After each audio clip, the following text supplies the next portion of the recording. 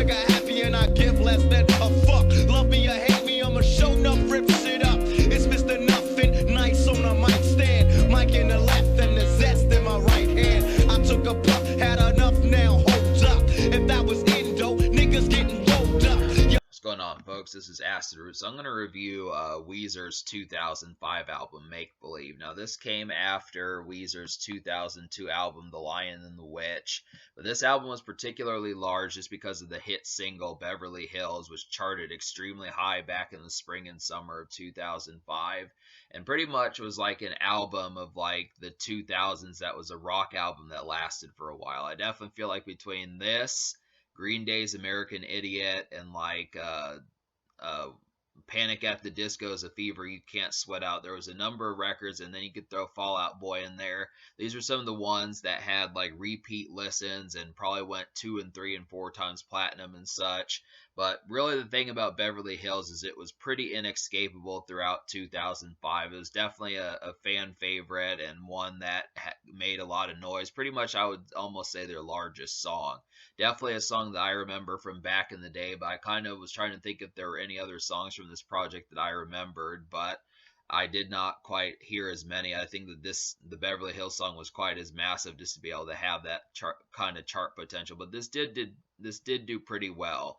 Not quite as well as like the Fall Out Boy album, but I still do feel like it had some nice things in here. This kind of reminds me, like, since this is my first Weezer album to review, this kind of reminds me of like a number of musicians, a little bit of Chester Bennington thrown in with some JJ Demon and that type stuff. So those type, I mean, I feel like Rivers Cuomo is very similar to Chester Bennington. Just has that same kind of, like, Wikipedia describes it as emotional bloodletting. I can feel the bloodletting in there, but I would have to kind of say I do kind of see some of that where it is kind of a mildly emo project, but it's not quite as alternative. It's just a lot more cookie cutter and a lot more like mainstream and straightforward. Like a lot of this is intended to be power pop more so than rock, and it kind of has that kind of vibe about it to be able to give off like some power pop vibes. You even get like a throwback to an 80s power ballad in there. So what Rivers Cuomo was trying to do was really, I think, break even with the mainstream. And in a lot of ways, I mean, the thing about it was, is I feel like Linkin Park pulled it off better just because their bloodletting at least had some degree of like the angst in there. But a lot of this just kind of feels almost wimpy. And that's just kind of the concept where a lot of this is just plain more kind of bemuddled and not quite as like aloof and stoic kind of bits about it, where it just kind of feels almost like complaining and whining more so than actual like the way Chester Bennington was just in a bad mood and was ready to scream or something. So it's not really scream bloodletting as much as it is this kind of has like a, I mean, I guess like the name Weezer implies it's kind of more of like a whine to it, but I do feel like I do feel like this is like a gateway album, kind of like back in the day when I reviewed Limp Bizkit's Chocolate Starfish and the hot dog flavored water. I felt like that was kind of a gateway album to new metal, and rap rock and rock music and that type of stuff. I feel like this is kind of a gateway album to more genres, a little bit of pop thrown in, a little bit of like rock. I feel like this is another entry album that can get you into rock music in a lot of ways. And I don't get mad too often about gateway albums. It's just been a while since I've listened to one of those. So that's kind of the interesting thing about it. But yeah, there were 4 singles, and the first one was Beverly Hills. This was a real nice summer song. Pretty much was on MTV and music video channels throughout the summer of 2005. Real kind of distinct chorus and just an overall catchy song, I would have to say. I definitely feel like it's a pretty distinct hit. It charted extremely high, and I feel like, yeah, I mean, I don't quite, like some of the lyrics, like I said, do kind of have like this whine in here where he's kind of pining to be more like the popular guys and kind of live in Beverly Hills and that type stuff. I do like kind of like the affability as far as saying that I'm kind of a loser and, you know, blah, blah, blah. The person in the song saying I'm a loser and I don't really care that much, but it's just kind of the concept that it does have like a pining to kind of be with a tougher crowd, but it's just kind of, it just depends upon your angle as to how that is. It's just different because not every single rock album just it openly admits that there are sharper knives in the drawer. So it's just kind of one of those situations. And We're All on Drugs is the second single. This is another one I actually did not like this single. This is the one of this is the only one out of the four singles I didn't enjoy, but I kind of didn't like this broadcasting of, we're on drugs and this is not a good thing. I don't like what's going on, and it just feels like the world is being taken over. It's kind of like when folks will talk about like how computers are taking over and that type stuff. It just kind of has, I don't know, it just kind of feels like soapbox ish, just kind of in that vibe of just kind of a little bit preachy in a lot of ways. I didn't really appreciate that. I can't see too many situations where I would listen to that song. But the next one is Perfect Situation.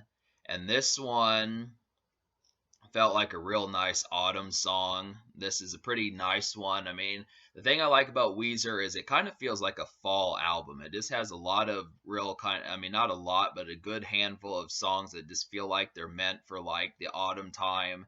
Just a crisp walk up the street with the autumn leaves, the crunchy autumn leaves, and just seeing the colors on the trees, the orange, the purple, the brown, the red, those type things, and just those sorts of situations. Walking to some friends' houses and just kind of appreciating the cool autumn air. I really got that vibe from Perfect Situation. I mean, that's really not quite as much of like a drink beer song or kind of get crunk for the night or a pub song, something like that, or going out like even to karaoke or something. I just really appreciated the kind of lazy autumn day kind of vibe of Perfect Situation. There are more songs like that that I'll point out later, but then This Is Such a Pity was kind of like a power ballad, and that just relatively yeah, This Is Such a Pity just felt like a power ballad. It's, just ripped right out of the 80s, something that like Cyndi Lauper would do, or one of those 80s folks. I can't think of too many of them. Just someone that you could think of from like 1984 or 1987, something like that. It's a real nice kind of one. Pretty much I could hear this I think you could probably figure to hear this song at a karaoke bar or a pub or something like that, somewhere where there would be open mic and that type stuff, or there'd be few drinks, kind of a nice bar area to kind of mingle a little bit. Just real kind of outgoing. It was a change of pace for Weezer just because Beverly Hills did feel like a kind of nice spring and summery type song just for like a tailgating kind of bop and that sort of thing. But This Is Such a Pity felt more of kind of like a night bop in that sort of sense. I wish we would have gotten more singles like that. But it's just interesting that all of them minus We Are All on Drugs had a nice effective kind of hit for how they worked. And even in some cases, I like the instrumentation of We Are All on Drugs. I mean, I felt like if it just wouldn't have had such kind of paltry lyrics, I probably would have enjoyed that song a lot better. If it just would have had a different topic just over that instrumental, I probably would have enjoyed that one more. I would say if push came to shove, just in the right situation, if I could ignore the lyrics for the most part, I might be able to try it out. But for the most part, not too big a fan of that one. But I do like Beverly Hills, Perfect Situation, and This Is Such a Pity. So, but yeah, most of this album is pretty paltry. There's just a lot of situations on here that the bloodletting just kind of feels particularly cookie cutter. It has an emo pitch to it, but it kind of does it in a way that it's more mainstream. And like I said, it just kind of comes off as whining. Like I feel like Freak Me Out was trying to be like the type relationship type song that like Fall Out Boy and Panic at the Disco pulled off better with their single for the ladies, but it just kind of felt like you're just a little bit like uh like tepid about this the opposite sex and that type stuff. So I that one just struck me as kind of like a little bit flimsy. And then the other way, or my best friend was like a poor rendition of like a rock song. That's like the hardest song on here, and that was like my best friend was like the hardest song on here. Didn't really do too great a job. I feel like I do like their kind of mellow kind of boss, but they're just not as convincing as like a metal band in a lot of ways. Haunt You Every Day and Hold Me were trying to be like these. Like I looked it up, and Rick Rubin said that he wanted Rivers Cuomo to do a song like Elton John and some of those type folks that do those emotional power ballad type songs. So Hold Me and Haunt You Every Day tried to do that, but I can't think of too many instances where I would want to listen to those, and they didn't really come off as like too fulfilling in a lot of ways. And but that's just kind of the concept. So I will talk about a few songs. I'll talk about a few songs out of the remaining 12 that I enjoyed. So I'll go ahead and list the 5 songs out of 12 I recommend to you. So they would be Beverly Hills, This Is Such a Pity, Perfect Situation, Pardon Me, and Peace. So the only two songs out of the remaining 8 songs besides the singles was just Pardon Me and Peace. And both of these kind of have a real nice autumn vibe to them. I feel like Peace and Pardon Me, they're kind of mellow, kind of once again kind of just hop and bop, autumn kind of walk, just kind of breeze about the streets and kind of just enjoy the weather, the cool weather type stuff. I mean, it's interesting just because not every single rock album, at least in the instrumentation, conveys that it's just about kind of some fall and cooler weather type stuff. I mean, you'll get the summer records, the beach records, the pool party records in a lot of ways, and the metal records, the headbanging records, but these just felt like a different kind of vibe as far as appreciating like autumn activities. And I feel like I did like the concept of the peace, just wanting peace in the song, and then Pardon Me was kind of a nice version of like an emo song, just saying, excuse me for the bad things I've been messing up with and that type stuff. So that kind of reminded me of Chester Bennington, Pardon Me. It's kind of a lot more emotional and kind of more flimsy version of that, but I do feel like it worked. And like another song that I would have liked to have said, I almost this was a song that almost was an almost song, was The Other Way, but this is another one where the lyrics are just really kind of weakly flimsy, where it just talks about some relationship where they don't really know what to do with it, so he just looks the other way as opposed to trying to sort it out. And it's just kind of, I can't think of a situation where I would just look the other way and not pay attention, as opposed to, it's just kind of some of these moments I just look at the lyrics, and it's not too often that this happens, but I look at the mood and the mindset of some of these lyrics, and the draw of the direction for how they try to go with these things is a lot more kind of like inward faced and not quite as like lackadaisical and more like raucous and that type stuff. And it just kind of it doesn't have a matching personality for how I would angle things in a lot of ways. So it's like, I mean, the instrumentation on these is a lot of these is pretty good, but when I listen to the lyrics and start to listen to it, and he's talking about, well, I'm not going to mess with this chick and I'm going to look the other way and you freak me out, and some of these type things is just not the directive that I would really kind of, you know, combine with. So it's kind of the situation. But so me liking 5 out of 12 songs, like I said, I didn't like We Are All on Drugs. I mean, maybe distantly down the road I could like that one, but for the time being I don't. So I'm going to say 5 out of 12 is basically like a 4 out of 10. I'm just going to give this record a 4 out of 10.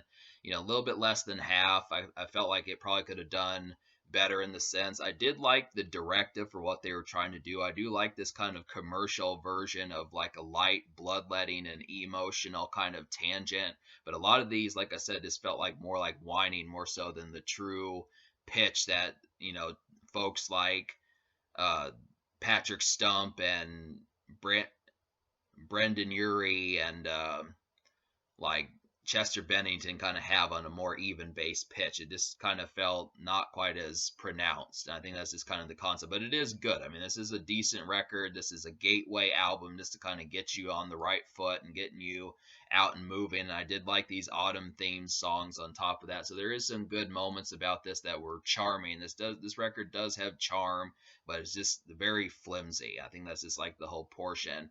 But the social score me talking about the social score, because there were 4 singles.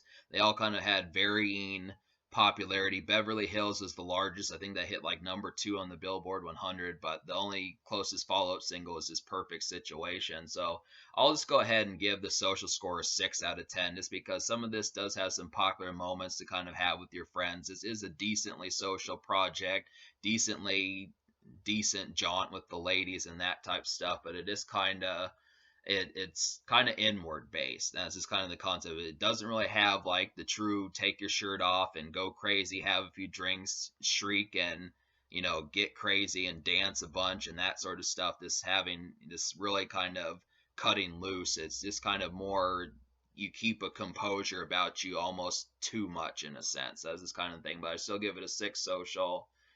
And can this record be topped? I think it can, but this is pretty large. I mean, like I said, this is a gateway album. I give it credit for what it did, just introducing folks to more layered angles of like emo rock and alternative music and power pop and some of those type things.